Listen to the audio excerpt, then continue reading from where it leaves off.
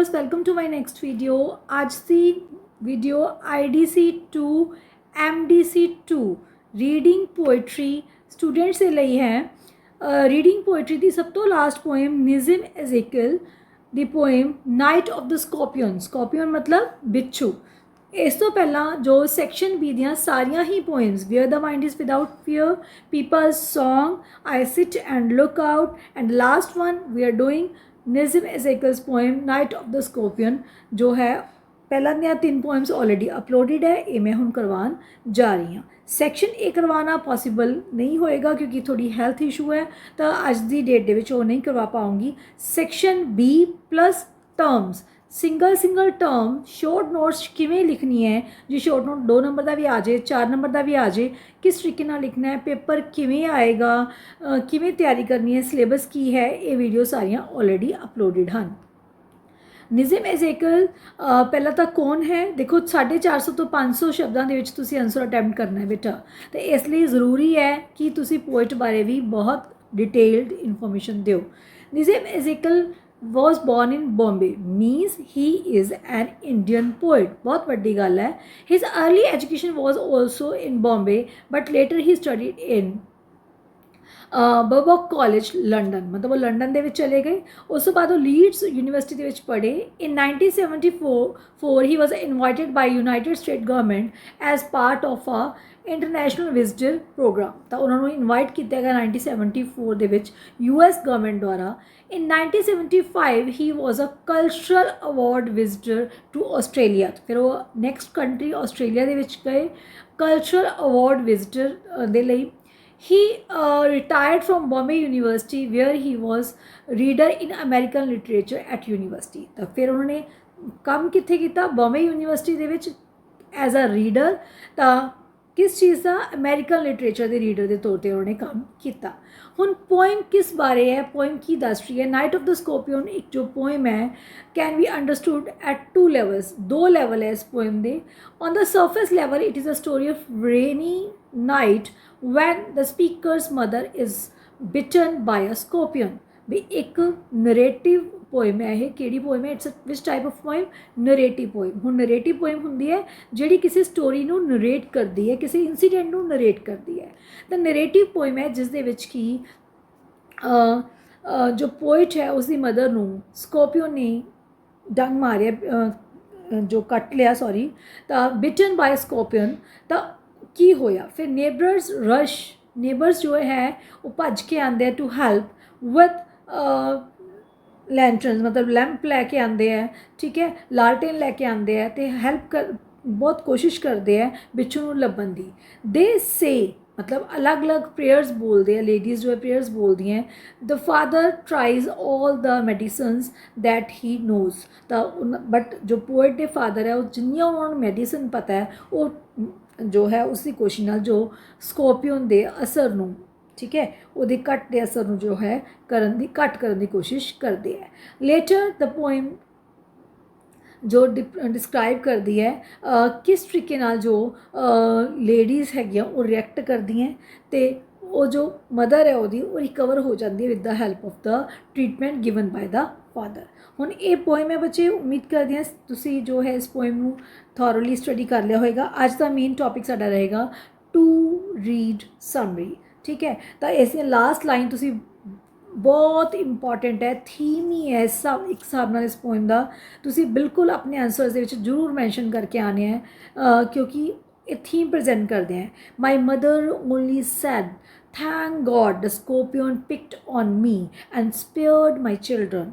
एक माँ, एक मदर दियाँ फीलिंग्स है टूवर्ड्स हर चिल्ड्रन कि उसने जदों थोड़ी होश च आई तो आफ्टर 24 आवर्स वो होश च आई, उस स्टिंग तो बाद, उस कट्टन तो बाद। माई मदर ओनली सैड, मेरी माँ ने क्या, थैंक गॉड, हे परमात्मा शुक्र है, the scorpion picked on me, तो मतलब स्कॉर्पियन ने मैनू जो बाइट किया एंड स्पेयर्ड माई चिल्ड्रन, तो मेरे जिहड़े बच्चों नूं है छड़ दिता। तो एक होर स्टैंजा जो कि थीम नूं प्रेजेंट कर रहा है, that is my father sceptic rationalist trying every curse and blessing. तो मेरे फादर जिहड़े कि बहुत ज़्यादा प्रैक्टिकल सी, लॉजिकल सी, ਉਹ ਇਸ ਕਰਸ ਨੂੰ, ਇਸ ਦਰਦ ਨੂੰ ਜੋ ਹੈ ਦੂਰ ਕਰਨ ਦੀ ਕੋਸ਼ਿਸ਼ ਕਰ ਰਹੇ ਸੀ। ਕੀ ਉਹਨਾਂ ਨੇ ਕੀਤਾ?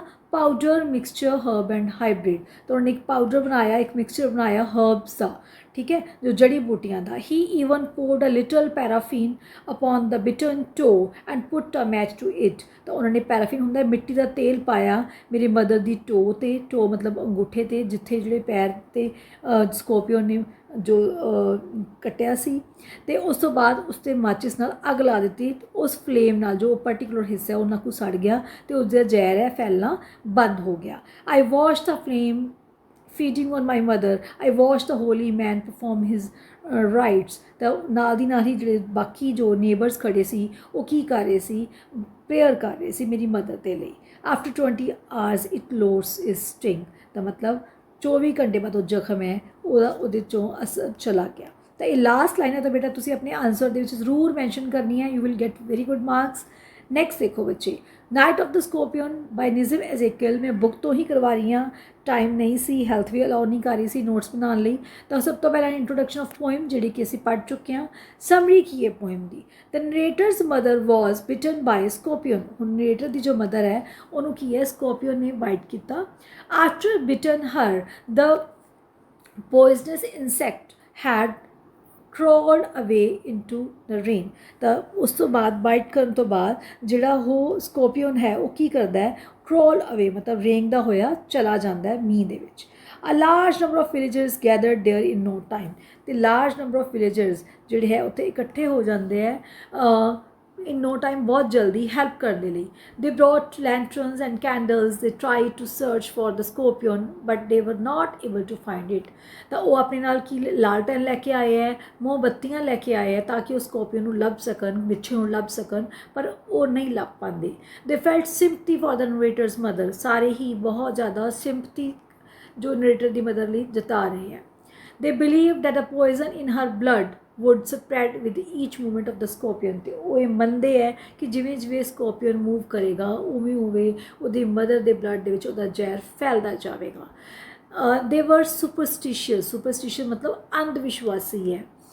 they thought that the poet's mother was suffering because of some ਜੋ ਉਹਨੇ sins ਕੀਤੇ ਆਪਣੀ ਪੁਰਾਣੀ ਜ਼ਿੰਦਗੀ ਦੇ ਵਿੱਚ, ਪਿਛਲੀ ਜ਼ਿੰਦਗੀ ਦੇ ਵਿੱਚ, ਮਤਲਬ ਉਹਨੂੰ ਪਾਪਾਂ ਦਾ ਫਲ ਮਿਲ ਰਿਹਾ ਹੈ। they prayed that her pain might burn away those sins so that he might be happily in her next birth। ਵੀ ਇਹ ਜੋ ਦਰਦ ਹੈ ਉਹਦੇ ਸਾਰੇ ਪਾਪਾਂ ਨੂੰ ਧੋ ਦੇਵੇ। ਤਾਂ they prayed that her pain might purify her body and soul of all her greedy desires। तो जो पेन है ਉਹਦੀਆਂ ਡਿਜ਼ਾਇਰਸ ਨੂੰ ਖਤਮ ਕਰੇ ਅਤੇ ਉਹਦੇ ਬੋਡੀ ਅਤੇ ਉਹਦੀ ਜਿਹੜੀ ਹੈ ਸੋਲ ਨੂੰ ਪਿਓਰੀਫਾਈ ਕਰੇ। meanwhile poet's mother writhed and cried with pain। ਉਸੇ ਸਮੇਂ ਜੋ ਪੋਇਟ ਦੀ ਮਦਰ ਹੈ ਬਹੁਤ ਚੀਖ ਰਹੀ ਸੀ, ਚਿੱਲਾ ਰਹੀ ਸੀ ਅਤੇ ਰੋ ਰਹੀ ਸੀ। ਦ ਨਰੇਟਰਸ ਫਾਦਰ ਵਾਜ਼ ਐਨ ਐਜੂਕੇਟਡ ਪਰਸਨ। ਹੁਣ ਪਹਿਲਾ ਪੈਰਾ ਸਾਡੇ ਇੰਡੀਅਨ ਸੁਪਰਸਟੀਸ਼ਨਸ ਦੀ ਗੱਲ ਕਰਦਾ ਹੈ, ਸਾਡੇ ਇੰਡੀਅਨ ਰਿਲੀਜਨਸ ਦੀ ਗੱਲ ਕਰਦਾ ਹੈ, ਇੰਡੀਅਨ ਜੋ ਹੋਲੀ ਸਿਸਟਮ ਹੈ ਉਹਦੀ ਗੱਲ ਕਰਦਾ ਹੈ, ਜੋ ਅੰਧ ਵਿਸ਼ਵਾਸ ਹੈ ਉਹਦੀ ਗੱਲ ਕਰਦਾ ਹੈ। ਪਰ ਦੂਸਰੀ ਸਾਈਡ 'ਤੇ ਐਜੂਕੇਟਡ ਪਰਸਨ ਕੀ ਬਿਲੀਵ ਕਰਦੇ ਹੈ? ਹੀ ਡਾਊਟਡ ਦ ਸੁਪਰਸਟੀਸ਼ਨਸ beliefs and methods of the villagers। ਉਹਨੂੰ ਇਹ ਸਭ ਕੁਝ ਪਸੰਦ ਨਹੀਂ ਆ ਰਿਹਾ ਸੀ। he applied some herbs, powders and mixtures on the bitten part। ਉਸ ਕੱਟੇ ਹੋਏ ਪਾਰਟ 'ਤੇ ਉਹਨਾਂ ਨੇ ਕੁਝ ਜੜੀ ਬੂਟੀਆਂ ਲਾਈਆਂ ਅਤੇ ਕੁਝ ਜੋ ਮਿੱਟੀ ਦਾ ਤੇਲ ਪਾ ਕੇ ਉਹਨੂੰ ਜਲਾਇਆ। he even poured some kerosene oil and burnt it। ਇਹਨੂੰ ਜਲਾਇਆ। The poet saw painfully the flame burning the part of his mother। ਤਾਂ ਉਹ ਦੇਖ ਰਿਹਾ ਸੀ ਪੋਇਟ ਕਿ ਮੇਰੀ ਮਾਂ ਦੇ ਪੈਰ ਦਾ ਉਹ ਹਿੱਸਾ ਕਿਵੇਂ ਸੜ ਰਿਹਾ ਹੈ।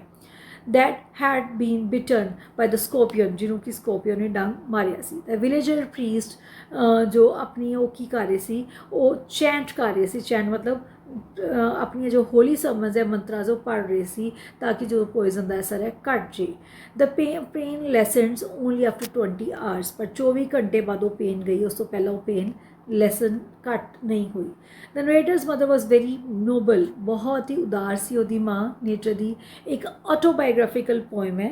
ਇੱਕ ਕਿਸ ਤਰ੍ਹਾਂ ਦੀ ਪੋਇਮ ਹੈ? ਆਟੋਬਾਇਓਗ੍ਰਾਫੀਕਲ, ਜਿਸ ਦੇ ਵਿੱਚ ਪੋਇਟ ਨੇ ਨਰੇਟ ਕੀਤੀ ਹੈ ਆਪਣੀ ਜ਼ਿੰਦਗੀ ਦੀ ਇੱਕ ਸਟੋਰੀ, ਆਪਣੀ ਜ਼ਿੰਦਗੀ ਦਾ ਇੱਕ ਇੰਸੀਡੈਂਟ। बायो इकट्ठा लिखना है, ग्राफिकल इकट्ठा लिखना है बेटा, स्क्रीन छोटी है इसलिए नहीं लिख पाई, इनमें इकट्ठा एक ही वर्ड है, ठीक है। तो she thanked God that the scorpion had bitten her, it hadn't harmed any of her children. ਤਾਂ ਉਹ ਪਰਮਾਤਮਾ ਦਾ ਸ਼ੁਕਰਗੁਜ਼ਾਰਦੀ ਹੈ ਕਿ ਉਹਨੇ ਸਕੋਰਪੀਓ ਨੇ ਉਹਨਾਂ ਦੇ ਬੱਚਿਆਂ ਨੂੰ ਕੁਝ ਨਹੀਂ ਕਿਹਾ ਅਤੇ ਸਿਰਫ ਉਹਨੂੰ ਹੀ ਪ੍ਰੋਬਲਮ ਕੀਤੀ ਹੈ।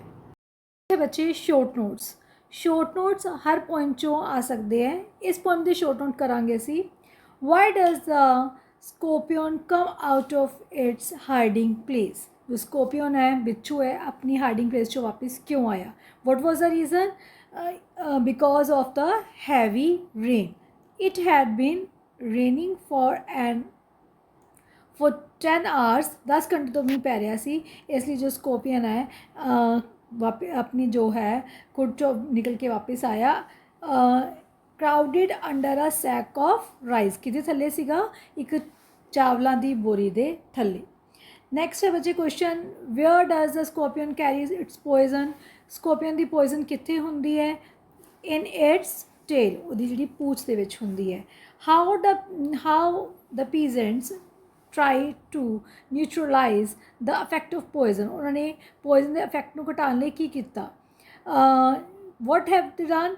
दे हैव डन, उन्होंने नाम लिया, they have taken repeated the name of God 100 times, परमात्मा का नाम बार बार लिया। Why do the peasants search for the scorpion. Scorpion क्यों सर्च कर रहे सी?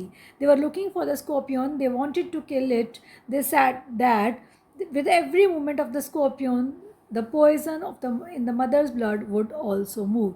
जिमें जिमें स्कॉर्पियन मूव करेगा उवें उवें जो पॉइजन है मदर की ब्लड के विच फैलेगी। Next, what are the prayers of the peasants. Peasants ने की प्रेयर कीतियां कि स्कॉर्पियन शुड सिट स्टिल, कि वो स्टिल बैठ जाए। They pray that the mother's pain might reduce the sum of evils as compare with the sum of good in the unreal world. मतलब जो उसकी मदर ने कुछ बुरा किया होया है, बुराइयां कीतियां, कुछ पाप किए, वो जोड़े खत्म हो जान। नैक्सट है, they also prayed that the poison injected by the scorpion into the mother's body might purify her body as well as her soul, कि उसकी बॉडी तो उसकी सोल नू जो है पवित्र कर देन। ये असी लॉन्ग पढ़ के आ चुके हैं। In the same way, what does the father do to take away the pain. बहुत इंपॉर्टेंट है कि पेन दूर करने लिए फादर ने की किया? सेम ही आंसर जो पहला पढ़ चुके हैं। He was very practical in doing, he was really rationalist. He used kerosene oil and herbs and burned the particular जो है जगह नू उसनू टोन उन्हें burn कर दिता। नेक्स्ट है, what do you learn about the simple village people from the poem। poem तो सानू की पता चलता है कि village people किदां दे हुंदे आ? they are full of sympathy, they are full of superstitions, ठीक है। they came to the poet's house with candles and lanterns। ये सारा ही जो समरी चो पढ़ के आए हैं बच्चे सेम आंसर ही लिखने हैं। and they said prayers 100 of times। they prayed for the mother of the poet। why does the mother thank God? and they क्यों thank किया? the mother thanked the God because the God has spared, the scorpion has rather, मतलब बच्चू जो है वो उन्हें उसके बच्चों को छड़ दिता। Scorpion has spared her children, तो कुछ भी उन्होंने लॉस करके नहीं गया। इसी तरीके बाकी के शॉर्ट नोट है बच्चे। थीम ते आ सकता है, स्कॉर्पियन ते आ सकता है, एड एंड फादर ने की किया, सेम चीज़ा जो है ये आ सकती हैं। ये तुसीं एक बार रीडिंग जरूर कर लेने हैं, सेम ही समरी दे विचों ही आंसर निकलते हैं। नैक्सट बच्चे की आ सकता है? इस दे विचों आ सकता है सेंट्रल आइडिया की है, समराइज आइडिया। हुण इहदे विच तुसीं स्टार्ट किवें करना है? सेम ही समरी जो मैं पढ़ा चुकी हाँ, पर तुसीं स्टार्टिंग करनी है निज़म एज़ेकियल दे एक पैरा तो। एक para, one paragraph you must write about the poet. Clear? ये सेम ही समरी है, ऑलरेडी वी हैव डन, असीं कर चुके हैं। नैक्सट है बच्चे, what is the theme. Central idea की है, वेरी इंपॉर्टेंट। जो भी तुसीं सेंट्रल आइडिया लिखना है, एक पैरा तुसीं पोइट बारे, दैन कुछ लाइन्स थीम बारे, उस तो बाद बाकी सारा सेम ही रहता है। The poem night of the scorpion has a typical Indian background, कितों लिती गई है, इंडियन बैकग्राउंड तो लिती गई है। इट रिवील्स, की रिवील कर दिया है, the backwardness of and superstition of common Indian villagers, जो कॉमन इंडियन विलेजर्स है उन्होंने जी हैगी है वहम भरम तो उन्होंने जोड़ा पुरानी सोच है, पिछली सोच है, उन्होंने डिस्क्राइब कर दिया है। बाकी सारी ही स्टोरी, बाकी सारी ही सॉरी पोएम की समरी है। तो पोएम किस तरह की है, सब तो पहला तो पोएम ऑटोबायोग्राफिकल है, ठीक है, मतलब पोइट ने अपनी ही मतलब बारे लिखा है। दैन पोएम है नरेटिव पोएम, क्लीयर। तो इस तरीके नाल तुसी पोएम दे विचों लाइनस लैके, मैं पहला भी दस चुकी हाँ, पोएम दे विचों स्टार्टिंग दे लाइनस लैके कुछ स्टार्टिंग दियाँ लास्ट दी कंक्लूडिंग लाइनस नूं तुसी मदर दियाँ फीलिंग्स दस के, ठीक है, दोनों चीज़ां दसियां गई हैं, विलेजर्स दा superstitious behaviour and backwardness and mother father the rationalist behaviour, दोनों नूं डिस्क्राइब किया गया। उम्मीद करते हैं ये पोएम थानू थोड़ी क्लीयर हुई। Thank you, God bless you.